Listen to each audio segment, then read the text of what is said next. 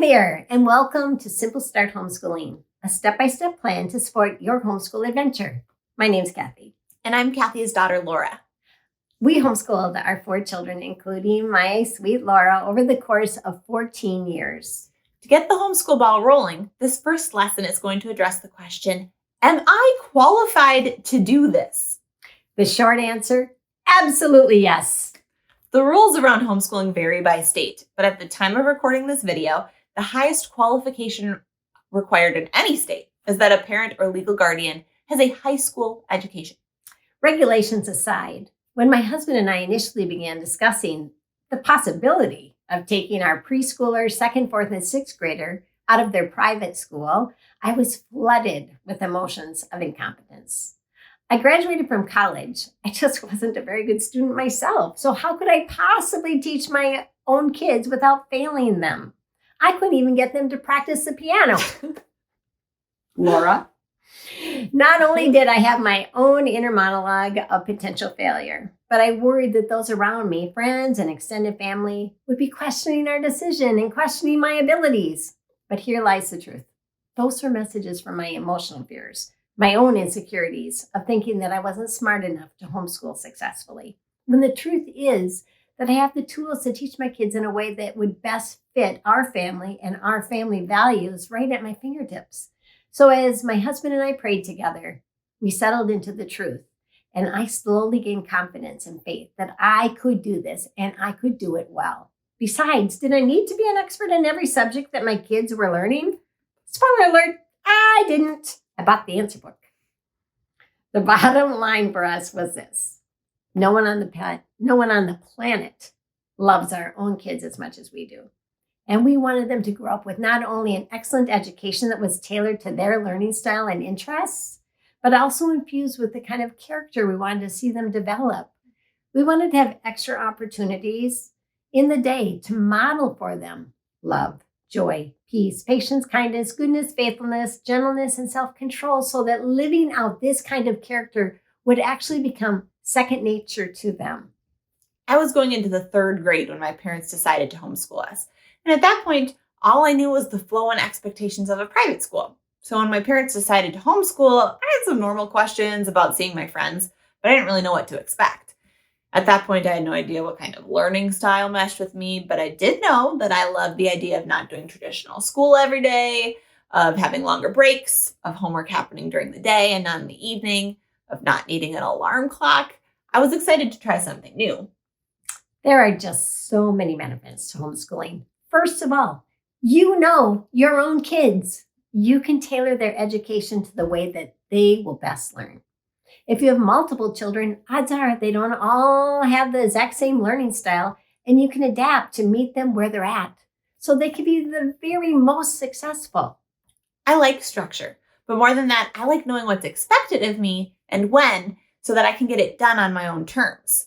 Shortly into my homeschool education, I became that kid who did all of her science work for the week on Sunday night, so that I didn't have to do it the rest of the week.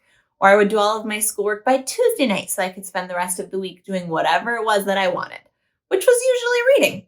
I love reading, so my mom incorporated a lot of reading into my school subjects. I remember the delight of opening a box of new books and putting them on my bookshelf. I was excited to learn because I was excited to read. When in a structured school system, classes are X amount of time long. So if your child loves it and wishes they could learn even more on that subject, it's just not an option. The teacher needs to move forward. And if your child is struggling with the concepts of that subject and actually needs more time to understand, again, the teacher needs to continue to move on. So taking that time to understand wasn't an option. Math didn't come as easily to me. I distinctly remember one school year where I wasn't successfully answering my math questions or completing my math tests. To put it bluntly, I was failing. But I remember my parents coming up with a way for me to back up and do a little bit of extra math to increase my retention of the subject. They created their own mixture of questions from the math tests that I had failed to make sure I was grasping the concepts accurately. In the end, instead of feeling like a failure, I felt encouraged. I still would never say that math is my favorite subject, but I wasn't afraid of it either. In traditional education scenarios, teachers need to move forward in their curriculum plans and try to meet the average student's needs. You, on the other hand, have all the time you want to teach and listen and encourage and go deeper and solidify concepts. You can set them up for success and lean in to see where their personal gifts and talents lie. Our son loved everything about weather, but unlike Laura, he didn't enjoy reading very much, and I wanted to help him fall in love with books. So I went to the library, or I bought every book that I could find around his grade level pertaining to weather. He read and read and read and read. It was amazing. I was certain he'd have a future on the Weather Channel, but it turned out that was just a passion for him at that time in his life. But it got him reading continually. He ate those books up in 4th, 5th, and 6th grade. So as we talk about this, one question that comes up for me is, what about homeschooling when you have more than one child? How do you do that? Well, there's so many ways to go about this. With 4 kids ourselves, each at different grade levels and abilities to work independently, this was our approach. Each summer, I took a week and sat down with an individual 3-ring binder for each of my 4 children. I took the curriculum chosen for each of my kids and divided the work into 7 months because we always took the month of December off. Those binders organized our unique individual requirements for us. It laid out the expectations of what we would be doing and when, with benchmarks that were easy for our parents to review. We had a bookshelf with our books on it. It was each of our own responsibility to keep our books and work neatly placed there. And Mom had our schoolwork expectations broken out weekly, so we could work as fast or slowly as we chose, as long as all of our work was completed by 5 o'clock on Friday night. That 5 o'clock rule was really easy to make because no one wanted to even be working on Friday. They were always all finished early. Giving our kids their own schedules taught them time management at a very young age and encouraged them to be self-starters. They didn't drag their feet.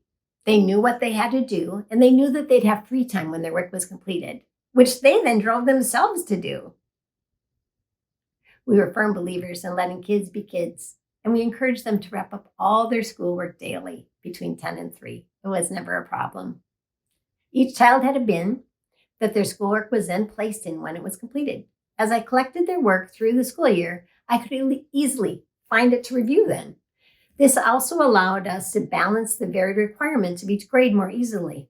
Our youngest daughter couldn't read yet since she was in preschool, and she needed the most hands-on attention. But I could easily check in on the progress and needs of each of my children by checking in verbally and by reviewing their binder progress. If we had more than one child who needed hands-on help, one option I would have would be just staggering the instruction-heavy courses throughout the day, so that one child is working on an activity, school or play related, while I am instructing another on a rotation throughout our school day. I would also involve all the kids in age-appropriate group activities, like an art project, science experiment, outdoor activities. That worked really well.